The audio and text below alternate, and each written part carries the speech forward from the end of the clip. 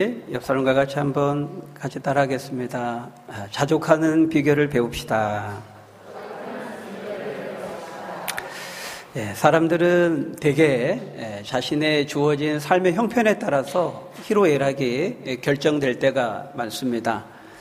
그래서 사소한 일에 짜증을 내거나 화를 내고 또 조그마한 일에 별거 아닌 성취에 기뻐하고 즐거워하죠. 그러나 이렇게 자신에게 주어진 어떤 형편과 상황에 따라 좌우되는 사람은 매우 불안정하고 연약한 사람이라고 할 수 있습니다. 반면에 하나님의 사람들은 어떻습니까? 하나님의 사람들은 어떠해야 됩니까? 여러분, 하나님의 능력의 손에 붙들려서 위대하게 쓰임받은 사람들을 한번 보십시오. 하나님이 주신 비전을 품고 또 하나님 안에서 꿈을 꾸고 참으로 한 시대를 풍미하면서 그 시대에 믿음의 선한을 끼쳤던 사람들은 어떤 사람들이었습니까? 형편에 좌우되는 사람들이 아니었습니다. 상황과 환경에 좌우되는 사람들이 아니었다는 거예요. 물론 상황을 무시하지는 않았지만 그렇다고 상황에 매이거나 환경에 매이는 사람들은 아니었던 것을 우리가 성경을 통해서 보게 되는 것입니다. 그런 점에서 우리 그리스도인은 어떤 사람들인가? 여러 가지 설명이 가능하겠지만 오늘 본문과 관련해서 생각해 보면 하나님을 믿는 하나님 안에서 하나님과 함께 더불어 살아가는 사람들은 상황에 매이는 사람들이 아니다. 환경에 매이거나 여건에 좌우되는 처지와 형편에 따라 움직이는 그런 사람들이 아니다라고 하는 것을 우리가 보게 되는 거예요. 그런데도 하나님의 백성이라고 하는 사람들이 상황에 매이고 형편에 매이고 삶의 여건에 좌우되는 그런 무기력한 삶을 살아가는 사람들이 있습니다. 그건 벌써 뭔가 문제가 있다는 것이죠. 그런 점에서 여러분들은 어떤지 모르겠어요. 여러분들은 형편에 좌우되는 사람입니까? 아니면 형편을 이기는 자들입니까? 어떤 주어진 여건과 상황에 좌우되는 사람들입니까? 아니면 그것을 극복하는 사람들입니까? 여러분, 형편에 좌우되는 신앙은 형편없는 신앙인 것입니다. 그런 점에서 우리는 형편없는 신앙이 되어서는 안 되고 형편을 이기는 신앙, 형편과 여건과 상황과 환경을 극복하는 그런 신앙이 되어야 되겠습니다. 그렇다면 우리가 어떻게 그렇게 될 수 있을까요? 어떻게 해야 그렇게 되기 위해서는 무엇이 우리에게 필요할까요? 오늘 하나님은 본문을 통해서 우리에게 그 비결을 말씀해 주고 있어요. 오늘 본문을 보니까 사도는 그 비결이 뭐라고 말씀합니까? 우리 읽었던 11절 말씀해 보니까 자족하는 비결이다 이렇게 말씀하고 있어요.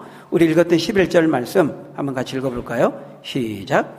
내가 궁핍함으로 말하는 것이 아니니라 어떠한 형편에든지 나는 자족하기를 배웠노니. 자족하기를 배웠다 이렇게 말하고 있어요. 여기 자족한다 이게 뭡니까? 지금 주어진 현실에 지금 하나님이 나에게 주신 것에 만족하는 겁니다. 감사하는 겁니다. 기뻐하는 겁니다. 그것이 자족의 시작입니다. 지금 나에게 주신 거, 내가 가지고 있는 거, 나에게 주신 하나님의 나에게 주신 모든 지금 주어진 현실, 상황, 여건, 이것을 먼저 내가 만족하고 감사하는 거, 그것이 자족의 시작이다라는 거예요. 근데 여러분, 지금 사도 바울이 어떤 상황에 처해 있어요? 우리가 이미 봤던 것처럼 로마 감옥에 갇혀 있습니다. 내일 자신의 생명이 당장 어떻게 될지 전혀 모르는 그런 상황이죠. 그런데도 오늘 본문 10절에 보니까 내가 주 안에서 크게 기뻐한다 그렇게 말하면서 그 기뻐하는 이유가 뭐라는 거예요? 거기 10절에 보니까 너희가 나를 생각하던 것이 이제 다시 싹이 나미니 이렇게 말하고 있습니다. 다시 싹이 나는 것을 보면서 이제 기뻐하는 거예요. 여러분, 여기 다시 싹이 난다 이게 무슨 말이냐면 아주 쉽게 말하면은 빌립보 교회 성도들이 바울에게 돈을 보내온 겁니다. 돈을 보내온 거. 그동안 끊겼던 선교 헌금과 물질적인 섬김이 다시 재개된 거예요.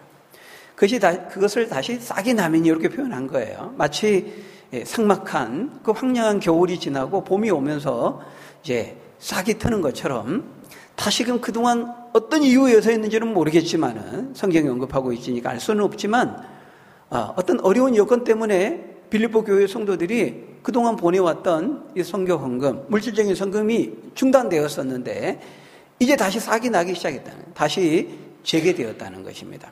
그것을 인하여서 바울이 이제 기뻐하고 있어요. 근데 여러분, 바울이 기뻐하는 것은 그동안 끊겼던 선교 헌금이 이제 와서 참 그동안 빡빡하고 여유가 없고 쪼들렸는데 이제 선교 헌금이 오니까 그 여건과 상황이 좋아져서 이제 물꼬가 트이고 좀 여유가 생겼으니까 내가 기뻐한다. 그런 의미가 아닙니다. 그런 의미로 기뻐한다는 것이 아니고 많은 어려움과 여건이 있었지만 너희들이 그래도 그 하나님 주신 물질을 하나님의 뜻을 위해서, 하나님의 일을 위해서 다시 그 어려운 가운데에도 다시 그렇게 선교하고 헌신하기로 결정한 그 모습을 보면서 그 믿음 안에서의 그 물질에 대한 그 결단, 그 헌신을 보면서 바울이 이제 기뻐하고 있는 것이죠.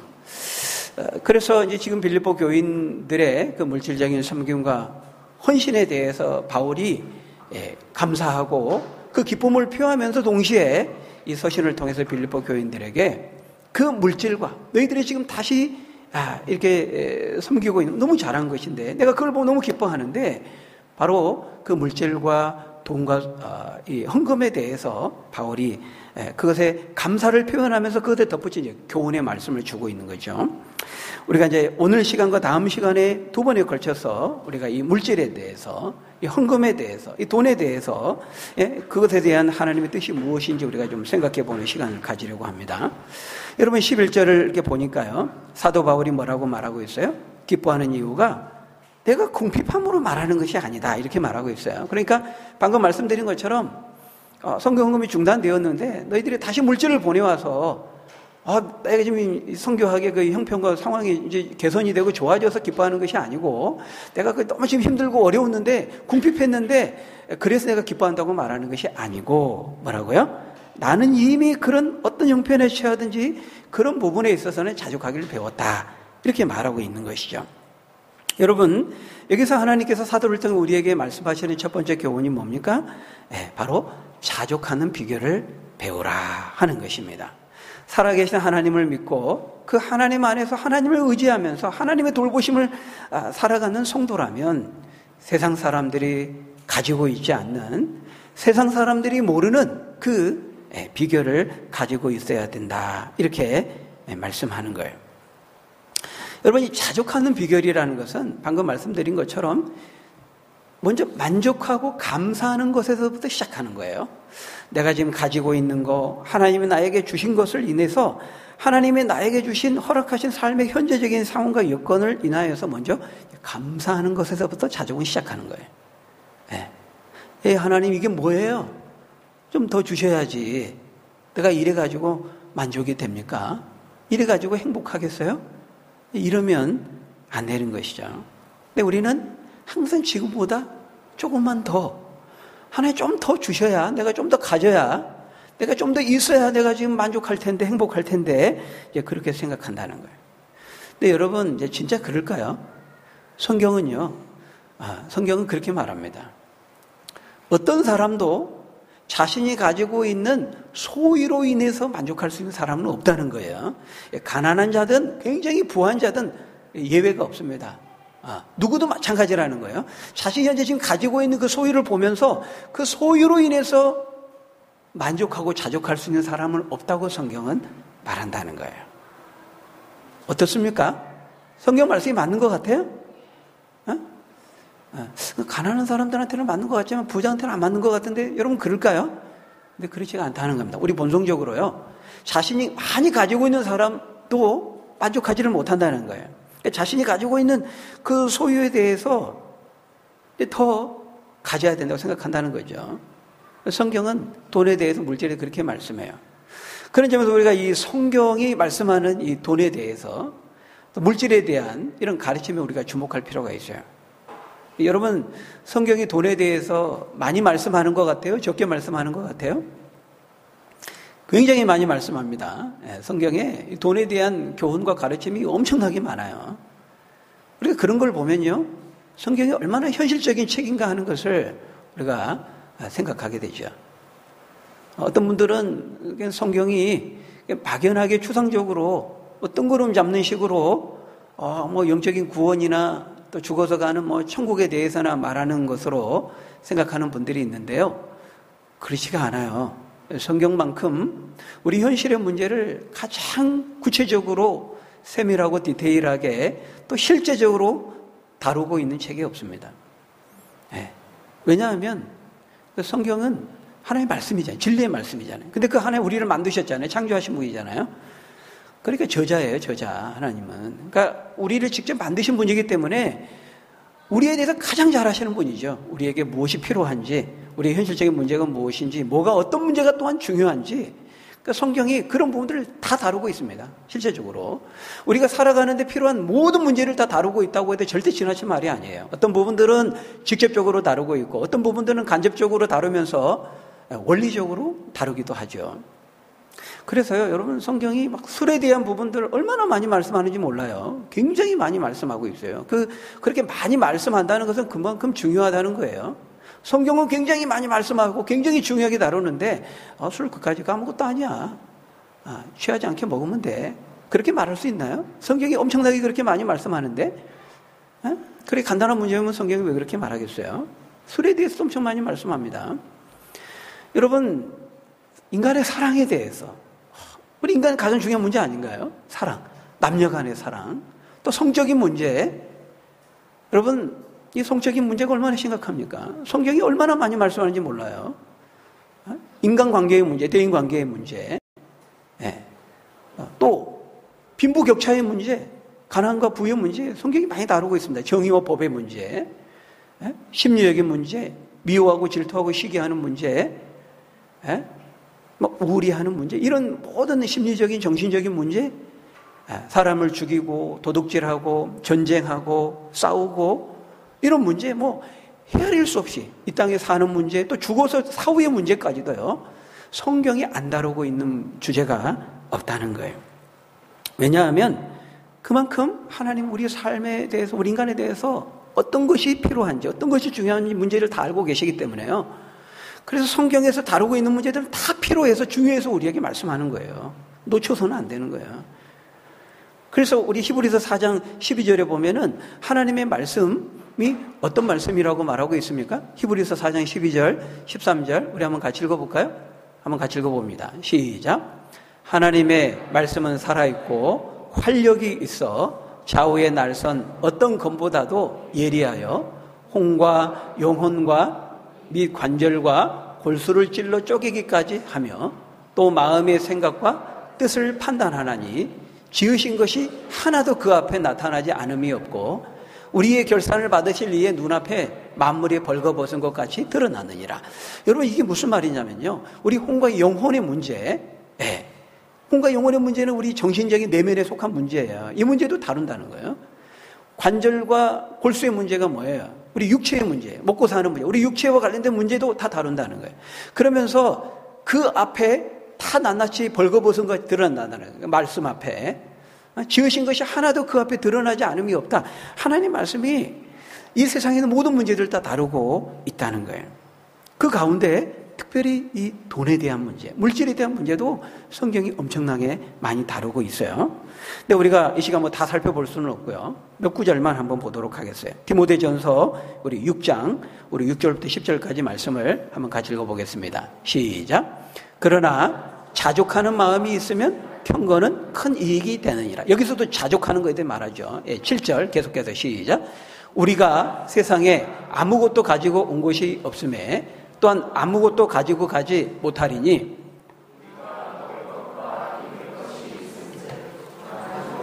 것이니라. 부하려 하는 자들은 올무와 여러 가지 어리석고 해로운 욕심에 떨어지나니 곧 사람으로 파멸과 멸망에 빠지게 하는 것이라. 돈을 사랑함이 일만하게 뿌리가 되나니 이것을 탐내는 자들은 미혹을 받아 믿음에서 떠나 많은 근심으로써 자기를 찔렀도다. 말씀 그대로 켜놓으시고요. 여기 보니까요, 여기도 자족하는 마음에 대해서 말씀하는데, 우리가 이 세상에 나올 때 아무것도 가지고 온 것이 없다는 거예요. 그런데 우리가 지금 얼마나 많이 가지고 있습니까? 우리에게 가족을 주셨고요. 또 사랑하는 사람을 주셨고요. 네. 우리가 지금 먹고 입고 사는 모든 이런 여건들을 다 하나님께서 우리에게 주셨다는 거예요. 무엇보다도 우리 인생 최선의 최상의 가치이신 예수 그리스도를 우리가 알게 하셨고 믿게 하셨고 우리에게 주셨어요. 우린 너무나 엄청난 많은 것들을 소유하고 있고 엄청난 선물을 가지고 있다는 거예요. 그런데 그렇다면 우리가 당연히 감사해야 돼요. 만족하고 자족해야 되는데 그렇게 하지를 못하고 우리는 늘 우리가 가지고 있는 것을 더 가져야 된다. 더 지금보다 있어야 된다. 더 부하려고 한다는 거예요. 근데 여기 보면 부하려 하는 자들은, 더 부하려 하는 자들은 어떤 사람들이 돈을 사랑하는 자들이에요. 예, 부하려고 하는 자들이 돈을 사랑하는 자들이라는 거예요. 근데 부하려고 하는 자들은 어떻게 된다는 거예요? 시험과 올무와 여러 가지 해로운 욕심에 떨어진다는 거예요. 그래서 결국 그 욕심이 어떻게 된다고요? 그 사람을, 그 인생을 파멸과 멸망에 빠지게 한다. 이렇게 말하고 있습니다. 여러분 성경 말씀이 얼마나 진리인가를 보세요. 정통하고 있어요. 야고보서에서도 뭐라고 말씀합니까? 뭐라죠? 욕심이 잉태한 즉 죄를 낳고 죄가 자란 즉 장성한 즉 사망을 낳느니라. 사망에 이르느니라. 이렇게 말하고 있어요. 똑같이 말씀하고 있죠. 사람을 죽이는 게 뭐냐? 자기를 파멸을 빠뜨리는 게 뭐냐? 더 부하려고 하는 욕심이라는 겁니다. 돈을 사랑하는 것이라는 거예요. 여기 돈을 사랑함이 일만 모든 악의 뿌리가 된다는 거예요. 이 사람이 돈을 더 부하려고 하고 더 얻으려고 하는 그 욕심에서부터 모든 범죄가 시작이 되고요. 그 범죄가 인생을 파멸로 만드는 거죠. 욕심에서 그리고 그 돈에 대한 더 가져야 되는데 또 돈에 대한 근심, 그것이 자기를 찌른다. 자기가 스스로 그 돈에 대한 욕심과 또 돈에 대한 근심과 막 이런 것들이 자기를 찔러 자기를 죽인다는 거예요. 그래서요, 욕심을 내면 범죄의 도구가 되는 거예요. 여기 보면 미혹을 받아 돼 있잖아요. 그러니까 보이스피싱도요, 욕심 부리니까 빠지는 거예요. 노력도 하지 않고 노력한 그 이상의 막 공짜 이런 것들을 바라니까 그거 솔깃하거든요. 욕심이 자신을 이제 미혹에 빠지게 만드는 거죠. 파멸에 이르게 하는 것이죠. 돈에 대한 욕심과 근심이 자기를 찔렀다. 이 자기를 찌른다는 게 뭡니까? 그 돈에 대한 욕심과 근심이 병이 되게 한다는 거예요. 자기를 찌르는 거예요. 오늘날로 말하면 스트레스죠, 스트레스. 돈에 대해서 과민하고 근심하고 돈에 대한 욕심을 더 부하려고 하는 이런 욕심을 갖다 보니까 그것이 그 돈에 대한 욕망과 욕심이 스트레스가 되어서 스스로를 찌르고 죽인다는 겁니다. 자신의 영혼을 죽이고 망가뜨리는 병의 원인이 된다는 거죠. 그래서 오늘날 현대인들이 왜 그렇게 암이 많아요? 검진 시스템이 너무 좋아서 검진을 많이 받아서 암 발병률이 높은 것도 있어요. 그렇지만은 바로 이 자족하지 못하는 것이 원인이 된다고 현대의학이 그렇게 진단하잖아요. 만만하면 다 스트레스라고 그러죠. 우리는 막 웃잖아요. 에이, 할 말 없으니까 맨 스트레스래. 근데 여러분 이게 그냥 넘어갈 것은 아니에요. 성경적으로도요. 우리가 잠언 같은 데 보면은 우리 한번 17장 말씀 한번 보세요. 현대의학은 현대 지금 발견했는데요. 성경은 이미 몇천 년 전에 이미 말씀해 주셔서 우리에게 한번 같이 읽어볼까요? 시작. 마음의 즐거움은 양약이라도 심령의 근심은 뼈를 마르게 하느니라. 여러분 우리의 영혼과 육체는요 아주 유기적으로 긴밀하게 연결되어 있거든요. 그러니까 정신에 병들면 육체가 병들게 되어 있어요. 우리 육체가 병들면 정신에 영향을 주게 되어 있습니다. 서로 연결되어 있다는 거예요. 지금 그 관계성 말하는 거죠.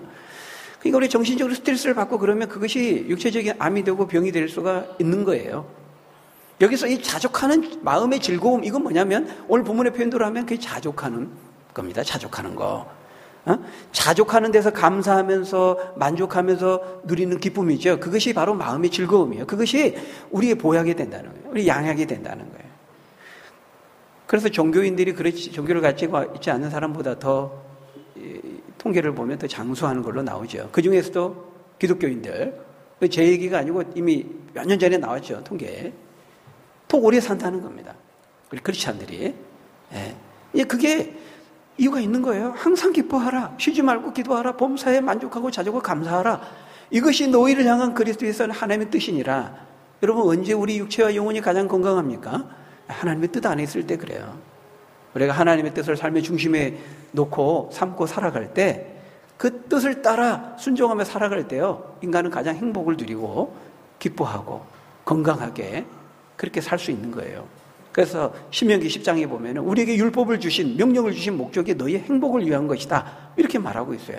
우리 괴롭히기 위해서가 아니라요, 우리 뭐 못하게 하고 늘 제한하고 우리 스트레스 받게 하기 위해서가 아니라요, 우리 행복을 위해서 말씀을 주신 거예요.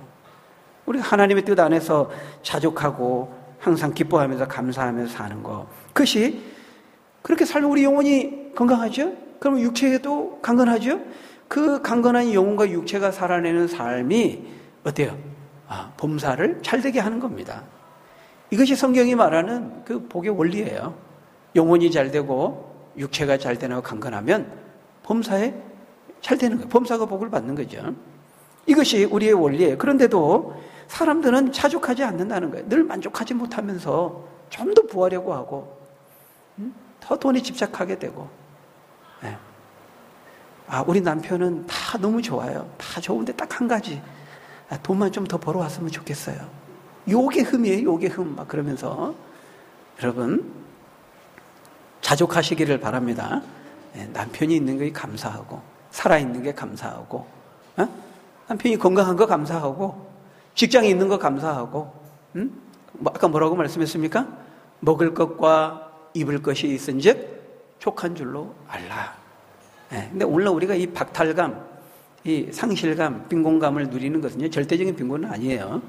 다 상대적인 빈곤감이죠. 상대적인 박탈감. 사실 우리가 굶어 죽는 사람은 진짜 거의 없습니다.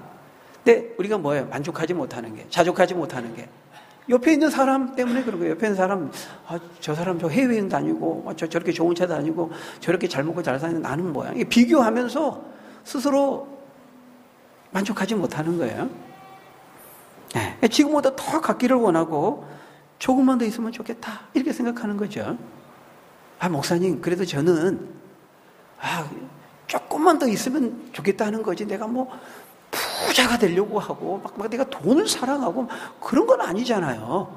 그냥 조금만 더 있으면 좋겠다, 이런 거지. 그러니까 저는 저 말씀하고는 이제 관계가 없는 것 같은데요. 여러분, 근데 그러면 안 됩니다. 그렇게 성경을 보고 피해가면 안 돼요. 네. 여기 본문에서 말씀하고 있는 것이 뭐냐면, 지금 내가 조금만 더 있어야 내가 행복하고 내가 만족할 것 같다라고 하는 그 마음과 그 태도를 우리에게 말하고 있는 거예요. 여기서 부하려고 하는 자들이 그 부가 기준이 어딥니까? 저기 이건희 회장이나 정몽구 회장처럼 그렇게 막 재벌이 되고 갑부가 되는 것만을 말하는 것쯤으로 생각하면 안 된다는 거예요.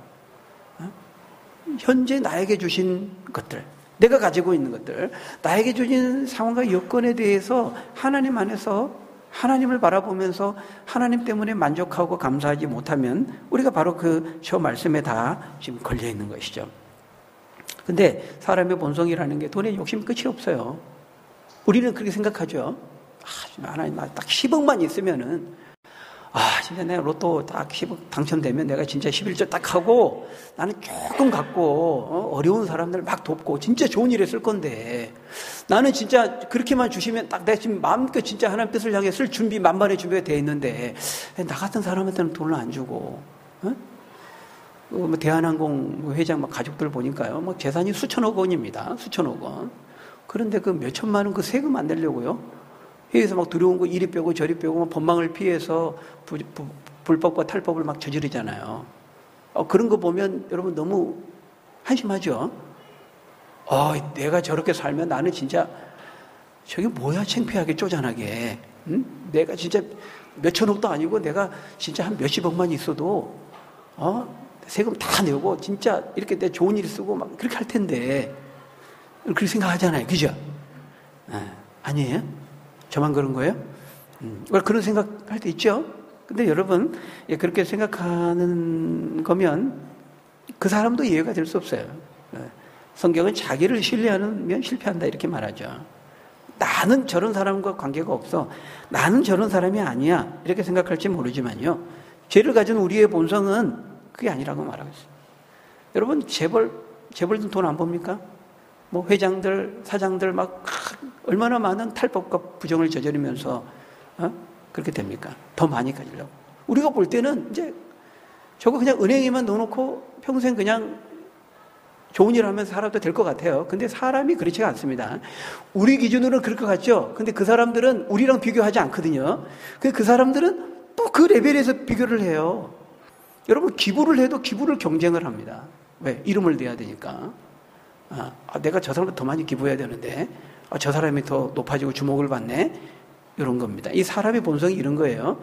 내가 100억을 있으면 우리는 만족하고 1000억 있으면 만족하고 살 것 같지만은 또 이렇게 탑 10위 뭐 이렇게 하잖아요. 통계 내잖아요. 그럼 저 사람은 저 그룹보다 저 회장보다 내가 더 자산이 많아야 되는데 이런 욕심이 인간에게 있는 거예요. 예? 그게 인간이라고 성경은 말하고 있어요. 그러니까 자신이 가지고 있는 소유로 인해서 만족할 수 있는 사람은 없다는 겁니다.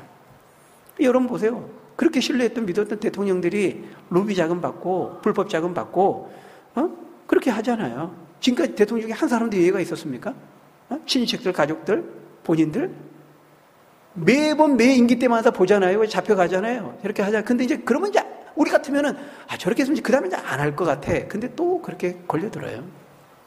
그게 인간이라는 거예요.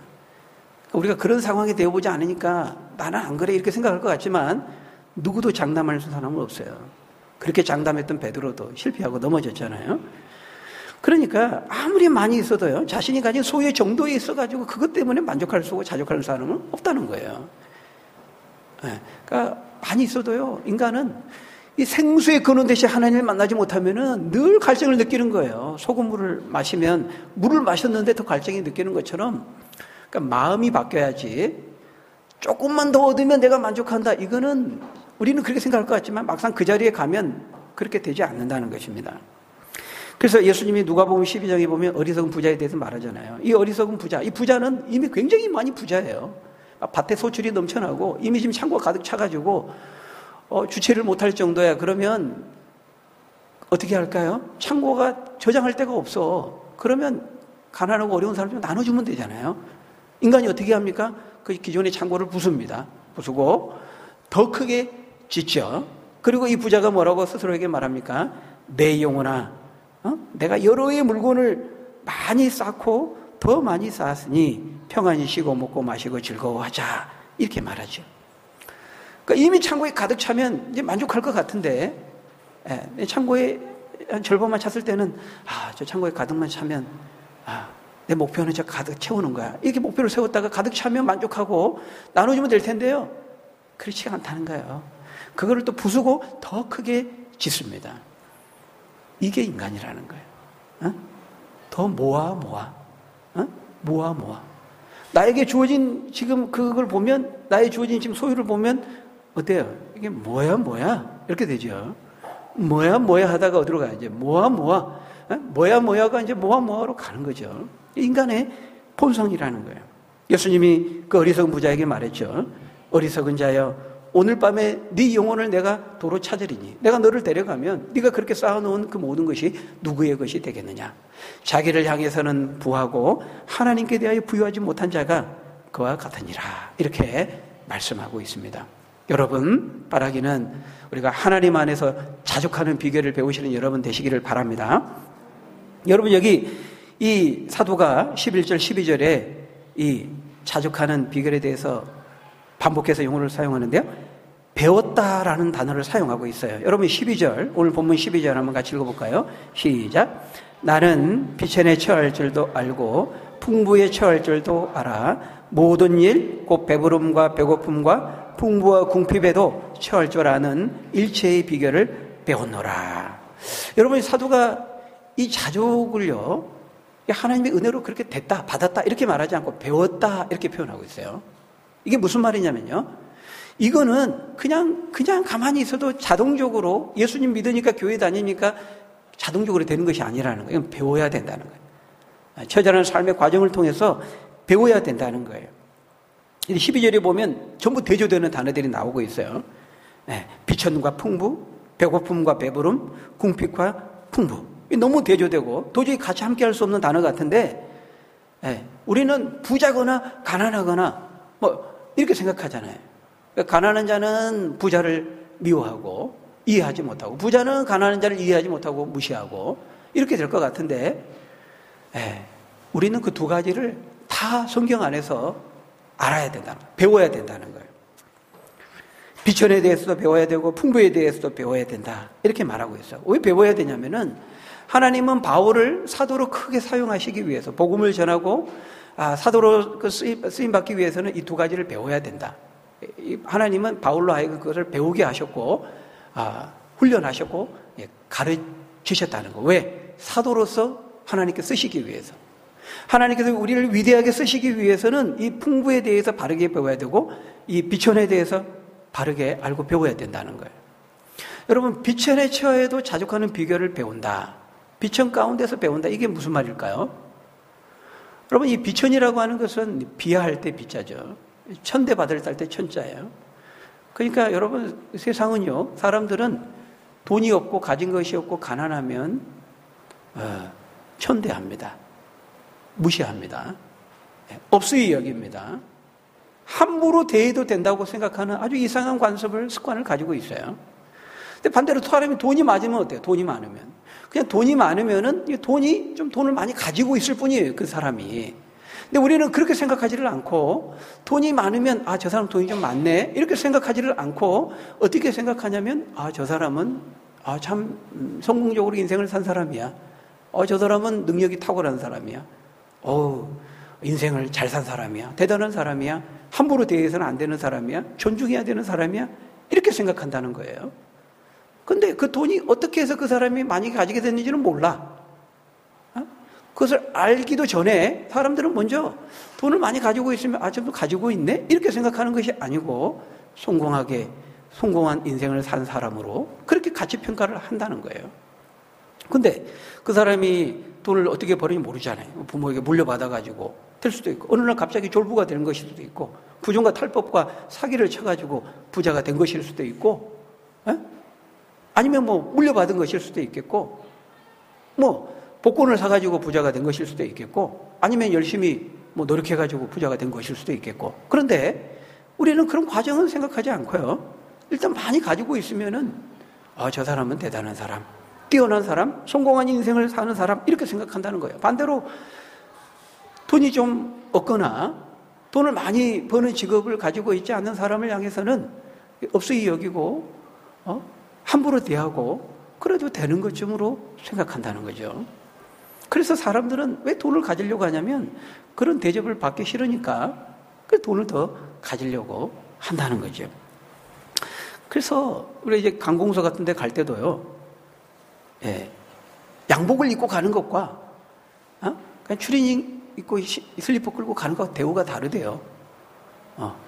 좀 이렇게 건축 허가 같은 거 이렇게 받고 막 그럴 때요, 에코스 끌고 벤츠 끌고 이렇게 가는 사람하고 그 대우가 뭔가 다르다는 겁니다. 거기서 다 이렇게 보면서. 그러니까 BMW, 요즘은 좀 불이 많이 난 차입니다만은 그 뚜껑 열리는 차 있잖아요. 차 만들다가 부품 부족해가지고 천장 못 만든 차, 그 뚜껑 열린 차, 막 이런 거 사람들이 폼나게 타려고 하는 거죠. 대우가 벌써 다르니까.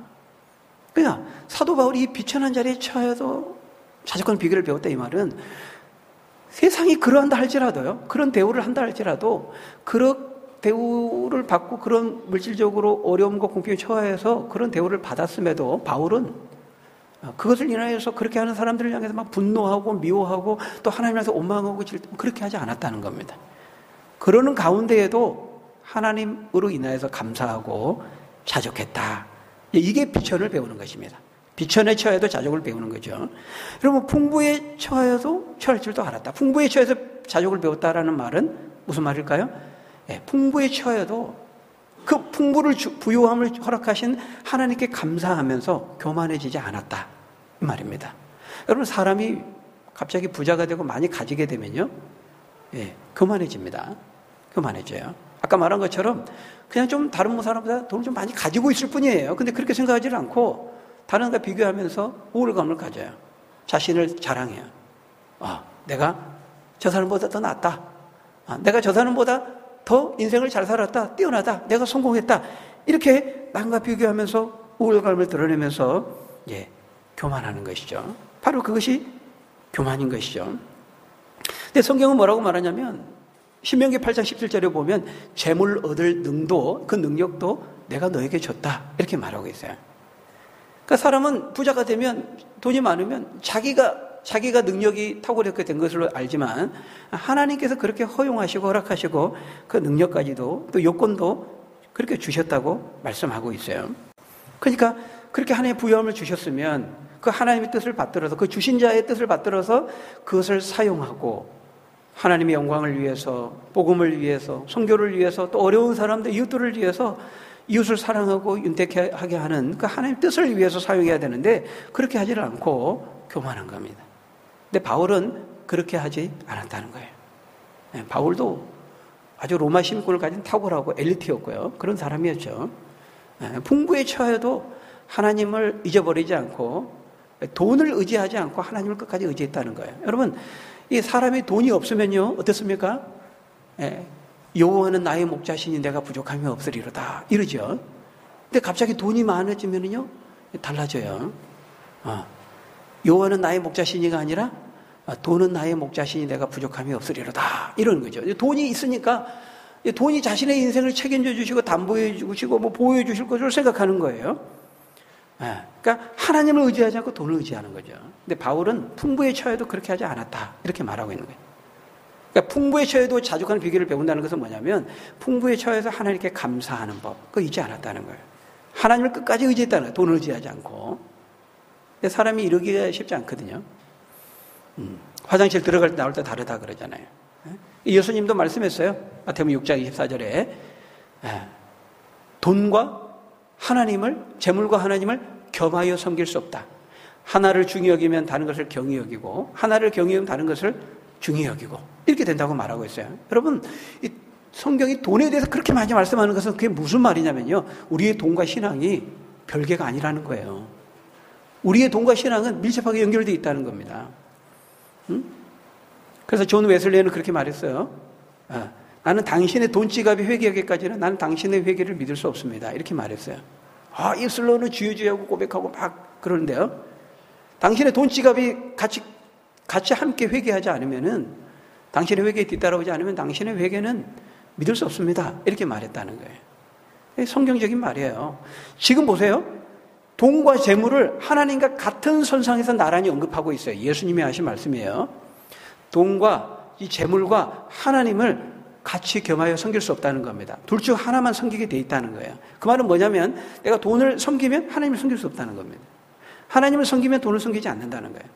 돈을 의지하는 사람은 하나님을 의지하는 게 아니라는 거지 돈을 의지하는 거지. 하나님을 의지하는 사람은 돈을 의지하지 않게 된다는 거예요. 돈과 하나님을 같은 레벨의 선상에서 바라고 있어요. 여기서 이때 이 돈은 헬라어로 아람어가 사용되는데 이 맘몬입니다. 맘몬. 돈신입니다. 돈신. 돈은 신이 된다는 거예요. 돈은 신이라는 거예요. 예수님의 말씀이에요. 그러니까 돈이 얼마나 무서운 것인지를 말하고 있어요. 실제 우리가 실감하잖아요. 삶 속에서. 그 디모데전서 3장에서도 말세의 사람들이 그 증상이 뭐예요? 갈수록 사람들이 돈을 더 사랑한다. 이렇게 말하잖아요. 돈을 사랑하고 쾌락을 사랑하고 그 본문이 있잖아요. 근데 돈을 사랑하면 이게 거의 첫 번째 나와요. 그러니까 사람들이 이 돈을 사랑하는데 이 돈에는 신적인 속성이 있어요. 돈에 3가지 속성이 있다고 이 프랑스의 유명한 그 철학자 신학자인 자크 엘류라는 사람이 이 돈의 3가지 종교성에 대해서 말했어요. 첫 번째, 돈은 전능성을 가지고 있다. 하나님이 가지는 신적인 속성이죠. 돈은 모든 것을 가능하게 한다는 거예요. 무소불위의 능력을 가지고 있다는 거예요. 마치 하나님이 모든 것을 하실 수 있는 것처럼 돈도 그렇게 할 수 있다. 돈이 어디에나 침투해서 모든 것을 다 살 수 있어요. 심지어는 사랑도 살 수 있어요. 성 매매하잖아요. 성을 매매하고 심지어는 자기가 결혼하고 싶은 사람도 돈으로 사요. 그런 세상이에요. 두 번째, 돈의 보편성. 돈은 보편성이에요. 하나님이 무소부재하시는 것처럼 모든 세상에 보편적으로 존재하시는 것처럼 돈도 보편 속성을 가지고 있다는 거예요. 인종과 나라와 종교와 문화를 초월해서 돈이 없는 데는 없어요. 인간인 데는 다 돈이 있어요. 그리고 모두 다 보편적으로 돈을 싫어하는 사람 한 사람도 없어요. 보편적인 선호의 대상이. 세 번째, 돈은 거룩성을 가지고 있어요. 돈은 거룩성을 가지고 있어요. 막 떠들다가도 회비에 대해서 말씀드리겠습니다. 그러면 조용해집니다. 사람들이 조용해져요. 그렇게 떠드는데 돈에 대해서 회비에 대해서 이야기하면 찬물을 끼얹는데 갑자기 사람들이 그렇게 숙연해지고 거룩해지고 경건해지고 진지해집니다. 하나님에 대해서 말하는 것보다 돈에 대해서 말할 때 사람들은 더 거룩해지고 진지해져요. 그래서 돈에 거룩성이 있다 이렇게 말하죠.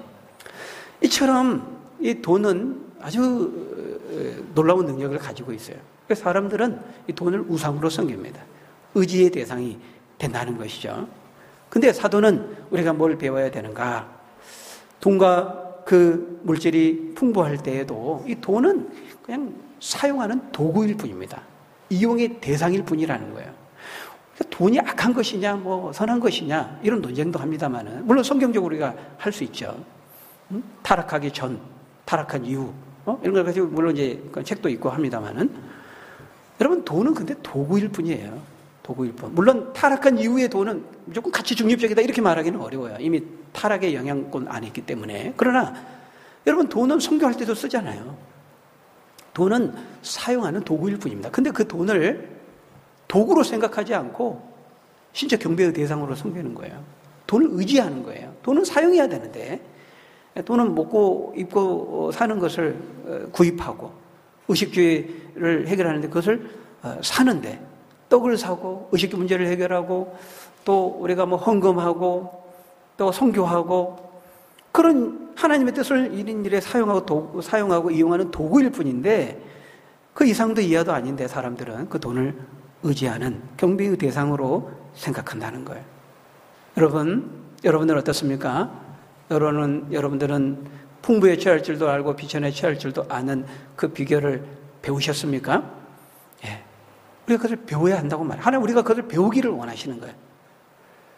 왜냐하면 그럴 때 우리가 다른 사람들을 풍부에 처한 사람들, 비천한 사람들을 우리가 그것을 바르게 이해할 때 그 사람들을 바르게 이해하면서 바르게 대하면서 그들에게 복음을 전할 수 있기 때문에 하나님은 우리를 사용하시기 위해서는 이 비결을 배우기를 원하시는 것이죠. 우리를 사용하시기 위해서. 근데 이게 이제 그냥 되는 것이 아니고 배워야 된다는 거예요. 그래서 하나님은 우리를 이걸 배우게 하시기 위해서요. 돈은 우리의 의지의 대상이 아니고 돈을 의지하는 것이 얼마나 어리석고 허망한 것이라는 것을 깨닫게 하시기 위해서 하나님은 우리로 하여금 비천의 자리로 내려가게 하세요. 갑자기 사업이 망하기도 하시고 빈털터리가 되게 하시기도 하시고 인생의 밑바닥에 처하기도 하시는 거예요. 그래서 그걸 통해 뭘 배우게 하시냐면 비천을 배우게 하시는 거죠. 비천을 배우게 하세요. 여러분 우리가 다윗을 보시고 모세를 보시고 요셉, 아브라함 모든 하나님의 사람들을 보세요. 하나님께 그들을 사용하실 때 언제 사용하시냐면요. 그들이 비천의 자리를 통과한 다음에 비천을 배운 다음에 사용하셨어요. 여러분 모세를 사용하실 때 모세가 애굽의 왕궁에 화려한 왕자로 있을 때 데려다가 쓰지 않았습니다. 왕궁에서 쫓겨가지고 미디안 광야에서 비천한 생활 40년 훈련한 다음에 바로에게 보내서 이스라엘을 구원하는 그 사명을 이루게 하시죠. 여러분 다윗도 보세요. 다윗이 사무엘에게 왕이 될 것이라 기름 부음을 받았던 때는 어릴 때였어요. 근데 바로 왕이 되게 하시지 않고 13년 동안 도망자의 삶을 살면서 비천한 삶을 맛보게 하십니다. 그래서 이 사울이 죽이려고 하잖아요. 그 도망자의 삶을 살면서요. 그 아둘람 굴에 피하니까요. 아둘람 굴에 어떤 사람들이 옵니까? 비천한 자 400명이 옵니다. 돈 없고 가난하고 세상에 무시당하고 아무런 소망과 희망이 없는 사람들이 그 아둘람 굴에 다윗에게 찾아오죠. 다윗은 그 사람들을 만납니다. 그 사람들을 먹고 더불어 살아가면 동고동락합니다. 그 사람들을 이해합니다. 그래서 그 가난한 자의 고통, 인생의 고통, 그 민심을 이해하게 되고 왕으로서의 그 필요한 자질을 거기서 훈련하고 배우게 되죠. 그리고 나중에는 이 블레셋 적국의 왕 아기스에게 도망갈 정도로 처지가 비천하게 되죠. 그래서 거기서 침을 흘리면서 이 블레셋 왕과 신하들 앞에서 침 흘리면서 미친놈 행세하면서 목숨을 구걸해야 될 정도로 그렇게 비천한 자리로 가지요. 이런 모든 삶의 훈련을 한 다음에 비천을 철저하게 배우게 하신 다음에 그 다음에 다윗을 왕이 되게 하세요. 여러분, 하나님 맘만 먹으면 언제든지 바로 사용하실 수 있죠. 못해서 그렇게 안 하신 것이 아니에요. 이 개구리, 메뚜기 이런 걸로 애굽의 바로를 다 무찔렀잖아요. 그런 능력이 있는 분인데 그냥 애굽의 왕자로 있을 때 모세 그냥 바로 쓸 수 있어요.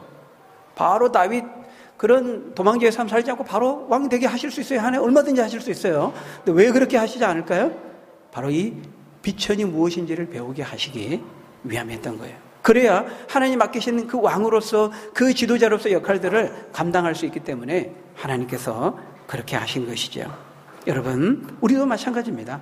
하나님께서 때로 우리에게 비천을 주시고 또 풍부를 주시고 하시는 건 다 하나님 뜻 가운데 우리를 풍부에 처하여도 비천에 처하여도 일체에 자족하는 비결을 배우기를 원하셔서 그래야 우리를 쓰고 우리를 사용하시고 그렇게 하실 수 있기 때문에 그렇게 하시는 거예요.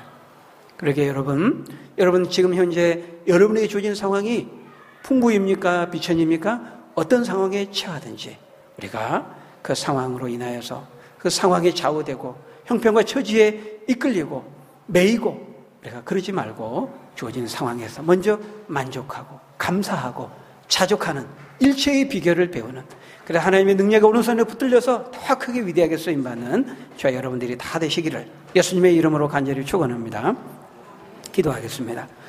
좋으신 아버지 하나님, 우리에게 하나님 오직 하나님만이 우리의 소망의 대상이고 의지의 대상임을 또 하나님 가르쳐 보여주시기 위해서 돈을 의지하지 아니하고 이 세상을 의지하지 아니하고 오직 하나님만을 의지하기 하는 하나님의 사람으로 우리를 훈련하시고 다듬기 위해서 때로는 비천에 처하게 하시고 때로는 어려움과 고통 가운데 처하게 하시고 또 우리에게 풍부와 형통을 허락하신다 말씀했습니다. 이 두 가지를 사용해서 하나님의 뜻을 이루는 것을 우리가 기억하면서 어떤 상황에 처하든지 풍부에 처하든지 비천에 처하든지 감사하면서 자족하면서 만족하면서 그 자족하는 비결을 배우면서 하나님의 뜻을 이루며 살아가는 저희들 될 수 있도록 축복하여 주옵소서. 예수님 이름으로 기도합나이다. 아멘.